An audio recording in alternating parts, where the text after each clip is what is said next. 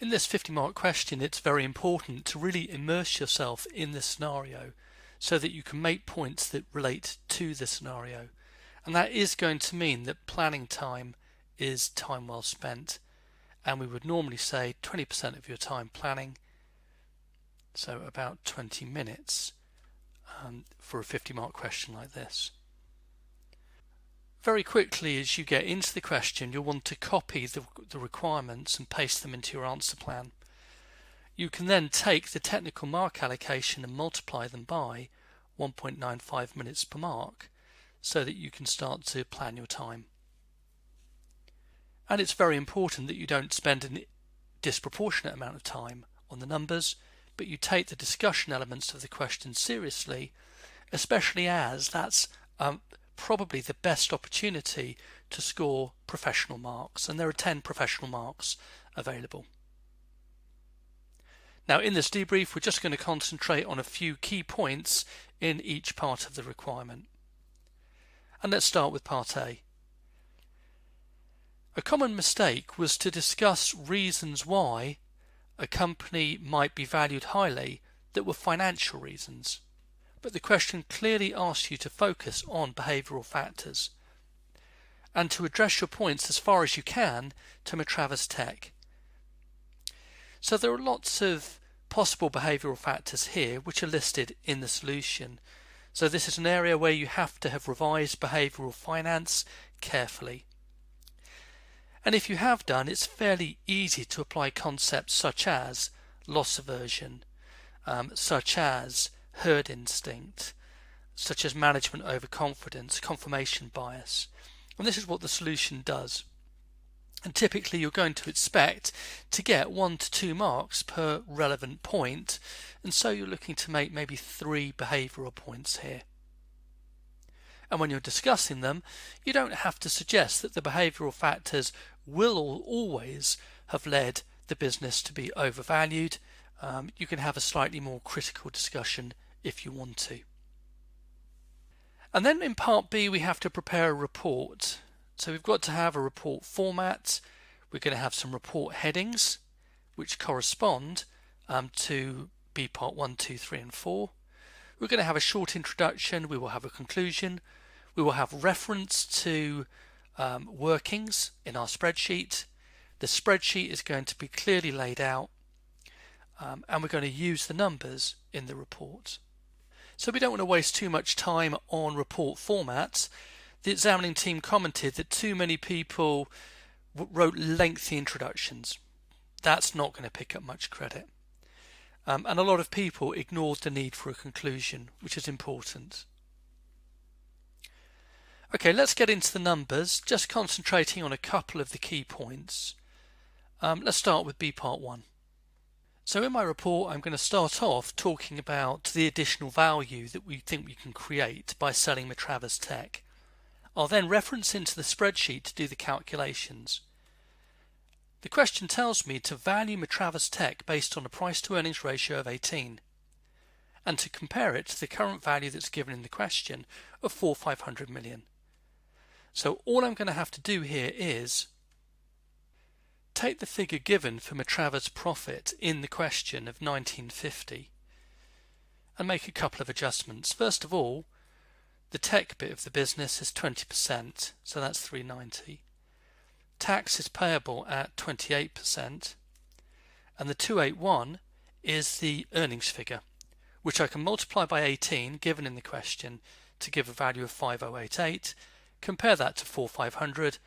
The 5058 becomes the extra value of 558 million. Then in B part 2, I'm asked to work out a weighted average cost of capital for the combined company, and the question tells me to assume a number of things. So this is in Exhibit 3. I'm told to assume that the post-acquisition asset beta can be assumed to be a weighted average of the current asset betas weighted in proportion to their current market value of equity. And this is the tricky bit of the question. So as I'm going to have to work out weighted average beta, it makes sense to start off by calculating the value of equity for Westparley and Matravers. And the question tells us that Westparley's got 4,000 million shares worth $8.50, and the value of Matravers is given in the question. So we've got the equity, we've got the combined values, and we know how we're going to do the weighting of the asset beta. Then we have to calculate the asset beta for the two bits of the business. And to do that, I'm going to have to use the asset beta formula, which I've got on the screen, and I've simplified it, assuming that the debt beta is 0.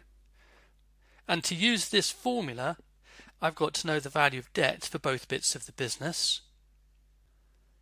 And the value of debt is given in the question as 6,500 for Matravers, and we're told that Westparley has got 26,000 million, trading at a 5% premium to their book value. And then to work out the asset beta for the combined group, I have to take the asset beta that's given for Matravers and calculated weighted average using the asset beta of Westparley. And to work out the asset beta of Westparley, I've got to take the equity beta and then use the formula in the top right hand corner. So I've got to take the equity beta and I've got to multiply it by the value of equity, which we've got, divided by, open brackets, the value of equity plus the value of debt times 1 minus the tax rate, and the tax rate in this question is 28%, so 1 minus the tax rate is 0.72, and that gives me 0.65.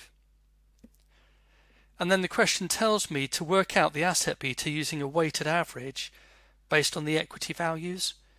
So it's going to be 0.65 weighted by 34,000 over 46,500 plus the 0.75 weighted by the value of Matravers equity, and that gives me an overall value of 0.68. That's the asset beta, and what I need to do is re-gear it, taking into account the debt and equity of Westparley, not of the combined company, but of Westparley, because the question tells me to do that. So I'm going to take the same formula, but this time I'm going to work backwards, because I know that the asset beta is 0.68,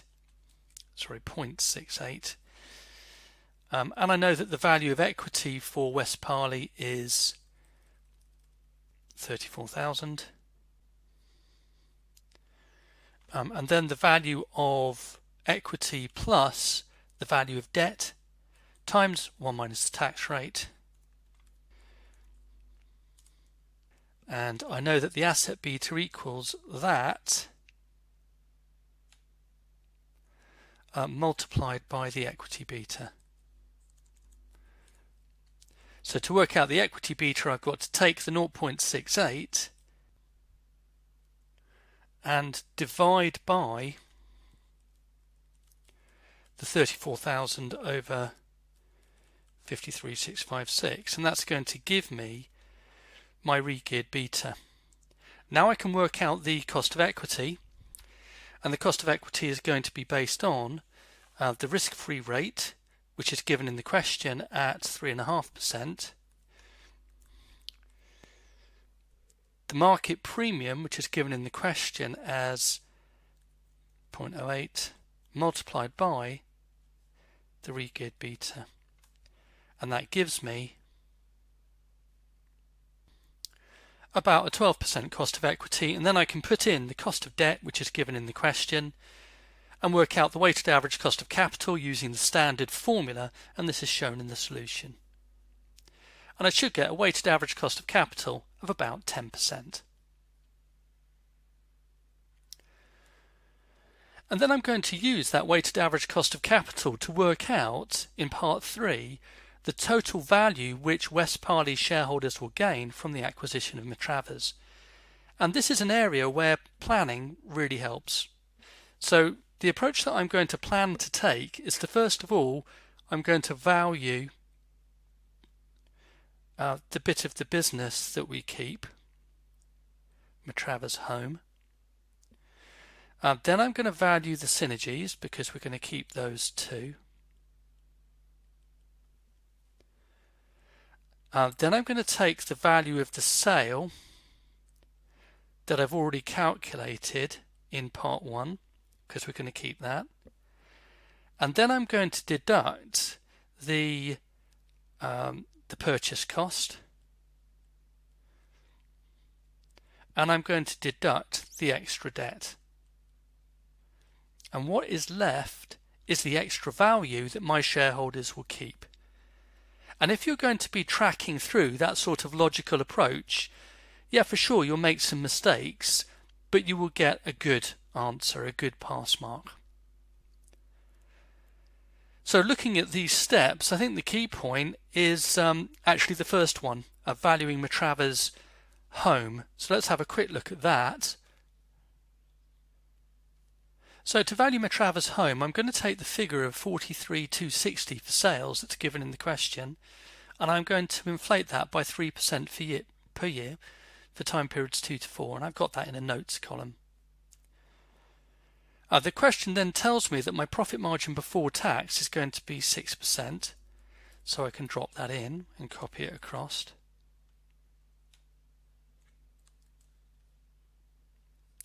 And I know that I'm going to pay tax at 28%.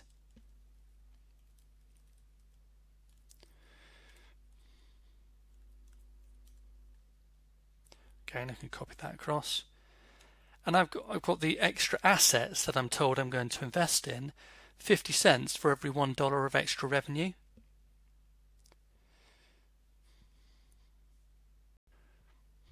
And I'm given the figure for year 1 of 630. And then for the other years, I just have to work out the change in sales and multiply it by 0.5.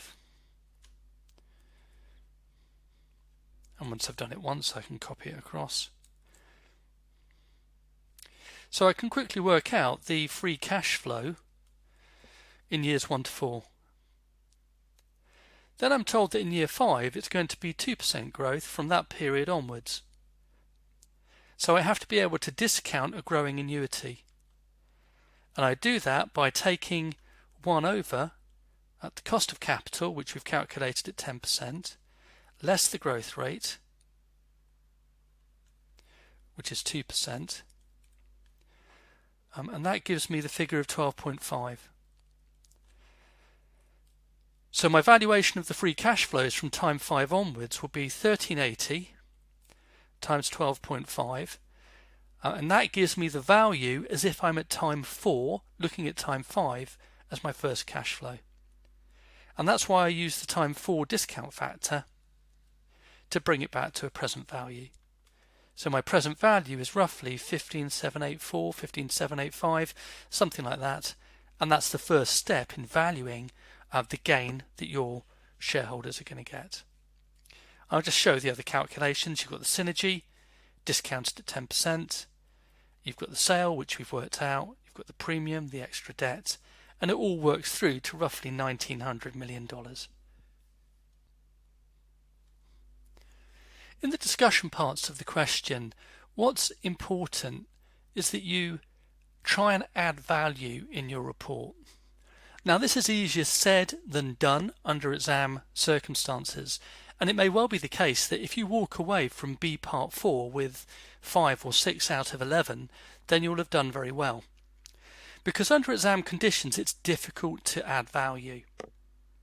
What people will often do if they're discussing estimates is they will take something like the estimate of synergy, and they will say something like, synergy is estimated at 700 million in year 1. This figure may well be inaccurate. So obviously that's true, but I mean it doesn't get you anywhere. What you need to be trying to do when you take any issue, and I'll just pick up on that one issue of synergy, is to say something that just adds a little bit. So it could be the value of synergy, which I haven't directly shown. So let me just put that on the screen. The value of synergy turns out to be about 1842. And look, that's basically the gain that you're getting from this whole deal. So the value of synergy is absolutely critical. it accounts for virtually all of the gain that you're getting from this deal, that your shareholders are getting from this deal. So if that doesn't happen, this deal doesn't work. That's a slightly value-adding point. And then I could add a bit more value by pointing out that the synergy suggests that these businesses can share very different sites. And for example, that we can start to sell food in inner city sites. Will that really work? Will there be any resistance to store closures, for example, which seem very likely to happen?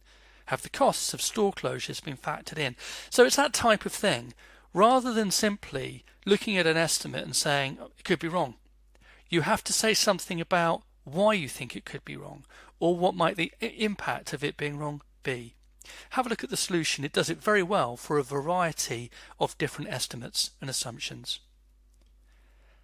And in the final part of the question, the key is to answer the question that's set. This is not a question about how to pay directly for the acquisition. The question has said it's going to be a cash bid. So anyone talking about different ways of buying the shares in Matravers Co. is just not going to get any marks. But anyone looking at this and saying it's a cash bid, now where could we get the cash from? Well, we might do a rights issue, we might use internal cash, we might take on further debt, and then discusses the factors around that. Well, they're going to get very good credit. So make sure you read the question carefully and you don't rush into your answer. And again, that goes back to planning. The professional marks, well, these should flow naturally from a good answer. You want to have a report that looks like a report, has an introduction, has some subheadings, relates back into the spreadsheet, has a conclusion, answers the brief that's been set for you. You want to make sure that you use the numbers to make value-adding comments, that you're skeptical where appropriate. So for example, the use of a P ratio of 18, I think that's a particularly good one to comment on. And you make logical recommendations when you're discussing, for example in B part 4, some of the issues in the integration of the two different businesses. So the professional marks, you're not going to worry about them as specific issues in themselves. They should just be awarded, and they will be generously if you come up with a good technical answer to this question.